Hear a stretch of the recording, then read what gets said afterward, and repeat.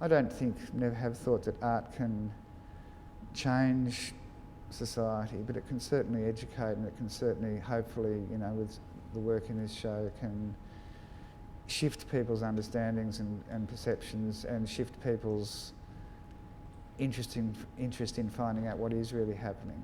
I mean, I think one of the things to be really careful about talking about the intervention is to assume that blackfellas have just taken it lying down and not tried to fight back, and are not still fighting back and trying to, you know, regain control over their lives. For me, the power of it is that I wanted to speak about this. I wanted to say things, I wanted to write things. There's no way I could get it in the paper, there's no way I could get on radio, there's no way anyone was going to interview me about it.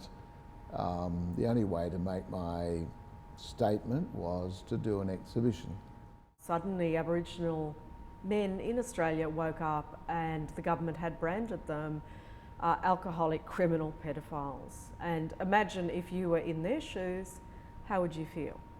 People like Fiona Foley's work, which is about the whole basic, I think it's Nietzsche who talks about everyone being opiated, everyone lives along in dreamland.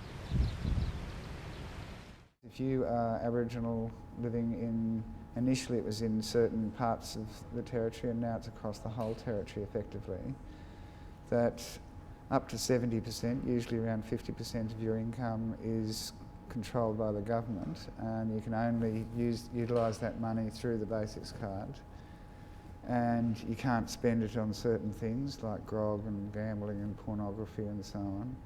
There's a whole lot of places you can't use the shop. You can't use it, for example, in a newsagent because you might buy porn.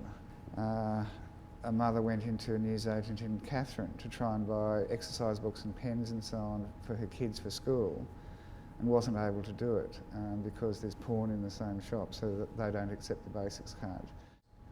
Well, they're in a sort of a series I've been doing over 20 years, since the bicentenary actually, and just, I don't know why it happened. It originally started as a cartoon and just had feral humans next 200 years.